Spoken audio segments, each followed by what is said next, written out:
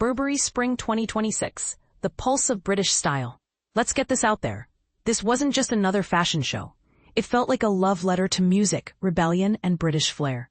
If you think fashion and music aren't a match made in pop culture heaven, Burberry Spring 2026 show is here to challenge that assumption.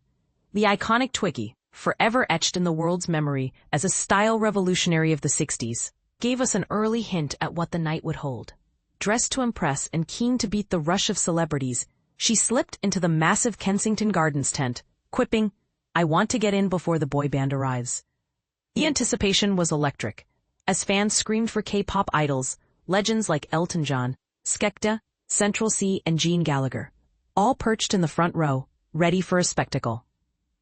Here's what most people didn't expect. Twiggy wasn't just another famous face in the crowd. The evening ended up celebrating her and the eclectic musicians who fueled designer Daniel Lee's imagination. So, how did Lee interpret this collision of fashion and music? He described spring as a tribute to the ongoing romance between music and style. Think carefree British summer festivals, the energetic dance of Quadrophenia, a mod ballet witnessed at Sadler's Wells, and even an upcoming Beatles biopic from Sam Mendes. Musicians have always set trends. They push the boundaries of style, and when blended with fashion, the result is cultural dynamite, Lee asserted. That much was clear when he teamed up with Benji B to curate vintage Black Sabbath tracks for the show's soundtrack, a move that no doubt will spark lively debate among Burberry fans. Is heavy metal really a fit for luxury fashion? On the runway, Lee's take was unmistakable. Burberry's signature check patterns were everywhere, but splashed in vivid pop art hues: lively green, sunny yellow, gentle lavender, bold denim blue, and crisp aqua. Models rocked long scarves, Chelsea boots, and hair that would make the Gallagher brothers proud. Yes, those shags brushed the brows. Dresses were a breath of fresh air, thigh-skimming, sleeveless, and full of movement.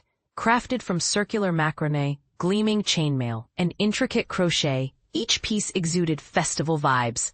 Nud is inevitable at British festivals, so Lee smartly paired these minis with sturdy, flat, lace-up boots, tossing in oversized, fringe-trimmed bags that oozed practical cool.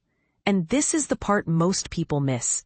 After years dominated by maxi lengths and voluminous silhouettes, Lee turned heads by hiking up the hemlines and scaling down the fit. Nothing's truly new in fashion. We're taught to exaggerate sizing, but it's so much trickier to tailor something sharp and close to the body, Lee admitted.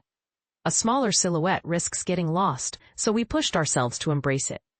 Even the men's suiting got the mod treatment. Elongated jackets with a glossy surface nodding to the 60s, and a more streamlined fit overall. And here comes a controversial twist. Lee took Burberry's tradition of waterproofing beyond the classic trench, experimenting with denims, cottons, and woven raffias. Is this expansion bold innovation, or dilution of Burberry's heritage? What do you think? When the show shifted to evening wear, things really got dazzling. Pink, green, and silver sequins shaped into Burberry checks glittered across mini-kilts, while shimmering bomber jackets and eye-popping tie-dye suits brought unmissable energy for the men. It felt like England was gearing up to swing again, sure to stir memories and perhaps the pot among traditionalists. So here's my question for you. Does merging music subcultures and festival rebellion with high fashion elevate Burberry, or risk leaving its legacy behind? Do you crave the nostalgia and audacity, or do you worry the brand's identity is evolving too far, too fast? Let the debate begin in the comments below. Who's ready to swing with the spirit of British style?